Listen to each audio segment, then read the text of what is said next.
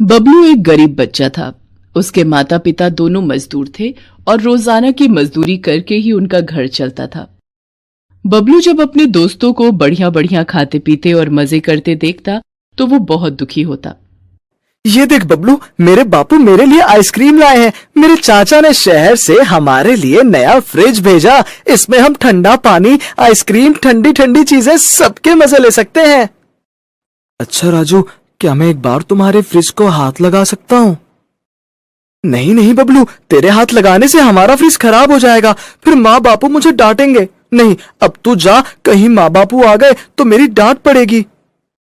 बबलू उदास मन से घर आ जाता है। माँ बापू, मेरे सब दोस्तों के घर फ्रिज है, मुझे भी फ्रिज लेना है। बेटा, हम लोग बहुत गरीब हैं, हमारे पास तो गुजारे लायक ही पैसे हो पाते हैं। बबलू बेटा, तुम तो जानते हो तुम्हारी माँ और मैं मजदूरी करके बड़ी मुश्किल से पैसे जोड़ पाते हैं। फ्रिज तो बहुत महंगा आता है, वो खरीद कर देना हमारे लिए बहुत मुश्किल है। कहते कहते बबलू के माता पिता की आंखों में आंसू आ जाते हैं।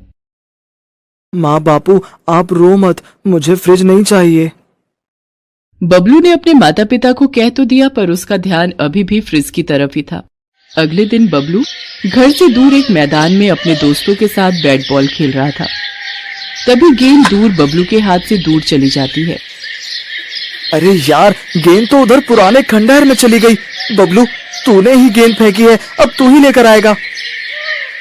पर उस खंडहर में तो जाना मना है। मेरी माँ कहती है वहां भूत और चुड़ैल रहते हैं। कुछ भी हो, गेंद तो बबलू को ही लानी पड़ेगी। ठीक है, मैं अंदर जाकर ले आऊंगा, तुम बाहर तो खड़े हो जाओगे ना? हाँ हाँ, चल, हम बाहर खड़े हैं, तू अंदर जाकर गेंद ले आ।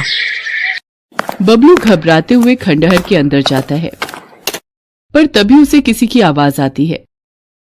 वो रही गेंद, जल्दी से उठा लाता हूँ। मुझे बचाओ। अरे, ये आवाज कहाँ से आ रही है? अरे, ये तो कोई पुराना फ्रिज दिखाई पड़ता है, पर इसमें से किसी की आवाज आ रही है। कोई बचाओ मुझे बाहर निकालो, कोई मेरी मदद करो। बबलू, जल्दी बाहर आ, नहीं तो हम चले जाएंगे। आ रहा हूँ, रुको, ये लोग चले जाएंगे। बबलू अपने दोस्तों के साथ घर वापस तो आ जाता है, पर उसका ध्यान अभी भी खंडहर में रखे फ्रिज की तरफ जा रहा था, जिसमें से आवाज आ रही। अगली सुबह वो अपने माँ बापू से बोला, माँ बापू, कल जब मैं अपने दोस्तों के साथ खेल रहा था। बबलू खंडहर वाली बात अपने माँ बापू को बताता है। सुनो जी, अगर बबलू की बात में जरा सी भी सच्चाई है तो हमें खंडहर में जाकर देखना चाहिए, क्या पता किसी की जान खतरे में हो। ठीक है भाग्यवान, अगर तुम कहती हो तो हम बबलू के साथ चलते हैं। चल बबलू बेटा। बबलू के माता पिता उसके साथ खंडहर में पहुंचते हैं। खंडहर में पहुंचकर वो देखते हैं वहां कोने में एक पुराना फ्रिज रखा है, जो कि बाहर से बंद है। अचानक उन्हें भी वही आवाज फ्रिज में से सुनाई देने लगती है। कोई है, मुझे बचाओ, मैं यहाँ फंस गया हूँ, कोई मुझे बचाओ। अरे, आवाज तो सचमुच इस फ्रिज के अंदर से ही आ रही है, पर यह फ्रिज तो बाहर से बंद है, अब इसे खोलें कैसे? बापू, हम चाबी ढूंढते हैं, क्या पता इस फ्रिज में कोई चाबी लगी हुई हो तो यहाँ गिर गई हो। हाँ, हो सकता है, चलो ढूंढते हैं। बबलू और उसके माता पिता चाबी को ढूंढते हैं। अचानक बबलू की नजर कूड़े के ढेर में पड़ी एक जंग लगी चाबी पर जाती है। बापू देखो, एक चाबी यहाँ गिरी हुई है, लगता है ये इस फ्रिज की ही चाबी है। हाँ, लग तो यही रही है। रुको, तुम पीछे हो जाओ, मैं फ्रिज को खोलता हूँ। कोई बचाओ मुझे, जल्दी बाहर निकालो। रुको भाई रुको, खोल रहा हूँ। बबलू के पिता ने जैसे ही फ्रिज को खोला, उसमें से धुआं बाहर आने लगा और धुएं में से एक विशाल जिन्न प्रकट हुआ। शुक्रिया मुझे बाहर निकालने के लिए, आज मैं आजाद हूँ। कितने समय बाद आज मैं उस फ्रिज से बाहर निकला हूँ। आप कौन हैं अंकल?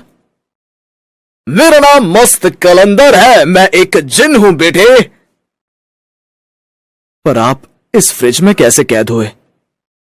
ये खंडहर पहले एक घर था, पर यहाँ के लोग इसे बेचकर चले गए और ये पुराना फ्रिज यहीं छोड़ गए। तब से इस जगह का नया मालिक यहाँ आया नहीं और हम जिन एकांत में सोना पसंद करते हैं, मैं आराम से इस फ्रिज में सोता रहा ताकि कोई परेशान ना करे, पर किसी ने इस फ्रिज को बाहर से बंद कर दिया और उसके बाद कोई यहाँ नहीं आया। तब से मैं यहाँ बंद था। मैं आवाज लगाता था पर लोगों को लगता था कि यहाँ कोई भूत प्रेत है, पर आज तुमने मेरी जान बचाई है, मुझे आजाद किया है। मांगो, बदले में क्या मांगते हो? मैं यहाँ से जाने से पहले तुम्हें कुछ देना चाहता हूँ। बेटा, तुम सचमुच बहुत बहादुर हो, तुमने मेरी मदद की है। बोलो, तुम्हारा किस चीज का मन है, वो चीज मैं तुम्हारे सामने हाजिर कर दूंगा। जिन अंकल, क्या आप ऐसा कर सकते हो कि ये फ्रिज नया हो जाए और मैं इसमें ठंडा ठंडा पानी पी लूं और आइसक्रीम भी खाऊं? बस इतनी सी बात, ये तो मेरे बाएं हाथ का खेल है। मैं इस फ्रिज को जादुई फ्रिज बना दूंगा। आज के बाद ये फ्रिज कभी खाली नहीं होगा। ये जादुई फ्रिज खाने पीने की चीजों से हमेशा भरा रहेगा। जिन्न हवा में अपना हाथ घुमाता है और पुराना फ्रिज एक बहुत ही चमकदार सुंदर जादुई फ्रिज में बदल जाता है। ये देखकर बबलू और उसके माता पिता बहुत खुश होते हैं। उसके बाद वो जिन्न वहां से गायब हो जाता है। बबलू अपने माता पिता के साथ उस जादुई फ्रिज को लेकर घर आ जाता है। जादुई फ्रिज तरह तरह की खाने पीने की चीजों से भर जाता है। फल, सब्जी, मिठाइयाँ, पीने के लिए ठंडा पानी, जूस, केक, पेस्ट्री, चॉकलेट और भी बहुत सारी खाने पीने की चीजें जो आज तक बबलू ने कभी नहीं देखी थी। बबलू ठंडा ठंडा पानी पीता है। बापू, ये तो बहुत सारा सामान है और पानी भी देखो कितना ठंडा है। बापू, क्यों ना हम एक दुकान खोल लें जहां पर आप इस फ्रिज में रखा सामान बेचकर अपनी कमाई भी कर सकते हो। हमारा बबलू कितना समझदार हो गया है। ये तो तूने बहुत समझदारी की बात कही बेटा। हम कल ही एक दुकान किराए पर ले लेते हैं और फिर इस सामान को बेचकर जो भी कमाई होगी हम उससे किराया भी दे पाएंगे। और साथ ही साथ तुम्हें पढ़ाई भी करनी है बबलू बेटा, जो तुम्हारे लिए बहुत जरूरी है। माँ, तुम चिंता मत करो। अब मैं अपने जादुई फ्रिज में रखे फल, हरी सब्जियां खाकर और ठंडा दूध पीकर देखना कितने अच्छे नंबर से पास होकर दिखाऊंगा। बबलू की इस बात से उसके माता पिता दोनों मुस्कुरा देते हैं। अब तो बबलू के माता पिता ने अपनी एक दुकान खोली और मजदूरी का काम छोड़ दिया। वो दोनों मिलकर मेहनत करके दुकान चलाने लगे। साथ साथ उन्होंने और भी सामान खरीदकर बेचना शुरू कर दिया। उनका जादुई फ्रिज कभी भी खाली नहीं होता था। धीरे धीरे बबलू और उसके माता पिता के जीवन में जादुई फ्रिज के आने से ढेर सारी खुशियां आ जाती हैं।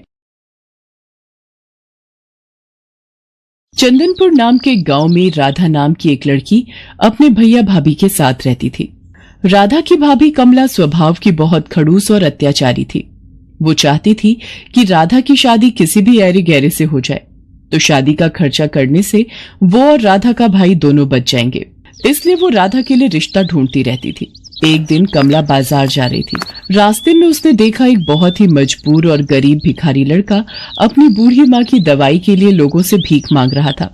वो कमला के पास आता है और उससे कुछ पैसों की मदद मांगता है। मेरी मदद करो, मेरी माँ बहुत बीमार है और मेरे पास उनके इलाज के लिए बिल्कुल भी पैसे नहीं है। मैंने बहुत लोगों से काम मांगा पर कोई भी मुझे काम नहीं देता। मेरी मदद कर दो, आपकी बहुत मेहरबानी होगी। ये भिखारी लड़का मेरे बहुत काम का है। अगर मैं इस भिखारी से राधा की शादी कर दूं, तो हम उस आफत से छुटकारा पा लेंगे और हमें 1 रुपया भी राधा की शादी में लगाना नहीं पड़ेगा और हमारे सिर से बला टल जाएगी। फिर हम पति पत्नी आराम से रह सकेंगे। मैं तुम्हें पैसे दे सकती हूँ, पर तुम्हें मेरे लिए काम करना होगा। आप जो कहोगे मैं करूँगा, पर इस वक्त मेरी माँ के इलाज के लिए मुझे पैसे दे दो। कमला उस लड़के को कुछ पैसे दे देती है और घर आ जाती है। अगले दिन राधा का भाई योगेश काम पर जा रहा था। तभी वो योगेश से बोली, योगेश, मैंने अपनी राधा के लिए एक बहुत ही अच्छे लड़के का रिश्ता देखा है। अगर तुम हाँ कहो तो मैं उस लड़के को आज ही घर पर बुला लेती हूँ। पर कमला, लड़का कैसा है, क्या करता है, कैसा खानदान है? हमें ये सब भी तो देखना पड़ेगा कि नहीं? बस आ गई ना वही बात तुम्हारे दिमाग में। तुम तो सोचते हो कि मैं कमला की भाभी हूँ। माँ होती तो वो उसके लिए अच्छा रिश्ता ढूंढ कर लाती। रहने दो, तुम तो मुझे अपना समझते ही नहीं हो। भला मैं अपनी राधा के लिए कोई गलत रिश्ता ढूंढ कर थोड़ी ना लाऊंगी। नहीं नहीं, मेरा मतलब वो नहीं था। अच्छा ठीक है, शाम को तुम लड़के को घर पर बुला लो, मैं जल्दी घर आ जाऊंगा। है कमला जिस लड़के को घर पर बुलाती है वो कोई और नहीं बल्कि वही भिखारी लड़का था जिसकी मदद उसने बाजार में की थी। उस लड़के का नाम सोहन था। ये सारी युक्ति कमला की ही थी। उसने सोहन को अच्छे कपड़े खरीदने के लिए पैसे दे दिए थे ताकि वो देखने में अच्छे खानदान का लगे। सोहन तैयार होकर घर आ जाता है। सोहन की मजबूरी ये थी कि वो एक गरीब भिखारी था और कमला ने उसकी माँ के इलाज के बदले में जो शर्त रखी थी वो उसे मजबूरी में माननी पड़ी। सोहन की दूसरे शहर में एक बहुत बड़ी पोस्ट पर नौकरी लगी है। सोहन, पगार कितनी दे रहे हैं? जी वो 50। हाँ, मुझे याद आ गया। तुम्हारी माताजी से मेरी बात हुई थी। 50,000 रुपए। बहुत बढ़िया। तो कब जाना है तुम्हें? अगले हफ्ते निकलना होगा और माँ की तबीयत ठीक नहीं रहती, इसलिए माँ को भी साथ ही ले जाऊंगा और अब से वहीं रहेंगे। मैं चाहता था कि शादी अगले 2 दिनों में ही हो जाए और मुझे दहेज में कुछ भी नहीं चाहिए। तुम्हारे उच्च विचार देखकर मैं बहुत खुश हूँ सोहन बेटा, पर इतनी जल्दी हम कुछ तो तैयारी करना ही चाहेंगे। राधा मेरी इकलौती बहन है। अरे, आप भी कैसी बातें करते हो? हम भी बेटा दहेज लेने और देने के बिल्कुल खिलाफ हैं। शादी अगले 2 दिन बाद ही होगी। कमला ने सोहन को सब कुछ समझा बुझा दिया था। बेचारा सोहन, उसे झूठ बोलना पड़ रहा था। योगेश भी उनकी बातों में आ गया और राधा की शादी सोहन के साथ हो जाती है। थोड़े बहुत कपड़े और सामान लेकर राधा अपने मायके से विदा हो जाती है। पर शादी के बाद सोहन राधा से कुछ भी नहीं छुपाता। वो उसे शुरू से लेकर आखिर तक की सारी सच्चाई बता देता है। और ये है सारी सच्चाई राधा। तुम अगर वापस अपने भैया के पास जाना चाहती हो तो मैं तुम्हें नहीं रोकूंगा। कमला भाभी ने मेरी शादी भले आपके साथ किसी भी तरह की हो, पर आप मेरे पति हैं और माँ जी मेरी माँ है। आप दोनों जहाँ रहेंगे मैं वहीं रह लूंगी। मैं वापस जाकर अपने भैया को और कष्ट नहीं देना चाहती। राधा सोहन और उसकी माँ के साथ दूसरे गांव के लिए चल पड़ती है। राधा के पास जो थोड़े बहुत पैसे थे वो खर्च हो गए। सोहन और राधा मिलकर गांव के पास ही एक झोपड़ी तैयार कर लेते हैं और राधा अपनी सास और सोहन के साथ उस झोपड़ी में रहने लगती है। सोहन के पास कोई काम नहीं था, इसलिए वो राधा के साथ मिलकर जंगल से लकड़ियां काट कर लाता था और उसी को बेचकर वे गुजारा करते थे। एक दिन सोहन और राधा जंगल में लकड़ियां काटने गए हुए थे। अचानक बहुत तेज मूसलाधार बारिश हो गई।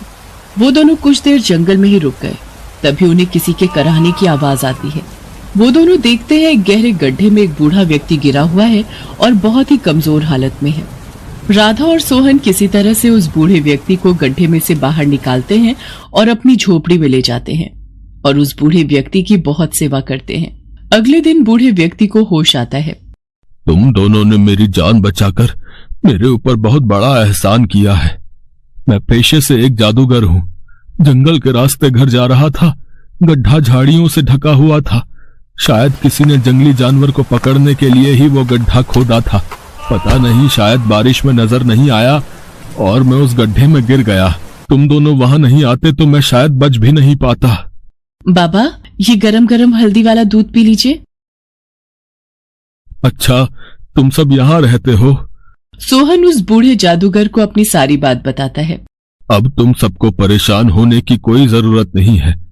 आज से ये झोपड़ी एक जादुई आलीशान झोपड़ी में बदल जाएगी और तुम जो कुछ भी मांगोगे वो पल भर में पूरा हो जाएगा। इतना कहकर वो बूढ़ा जादूगर वहां से चला गया और उनकी वो झोपड़ी आलीशान बन गई। अब राधा, सोहन और उसकी माँ आराम से उस आलीशान झोपड़ी में रहने लगे। उनके पास किसी भी चीज की कोई कमी नहीं थी। राधा, सचमुच तुम हमारे लिए लक्ष्मी रूप में आई हो। तुम्हारे आते ही हमारे सारे दुख दूर हो गए। माँ जी, मैं चाहती हूँ मैं कुछ दिनों के लिए भैया भाभी से मिलाऊं।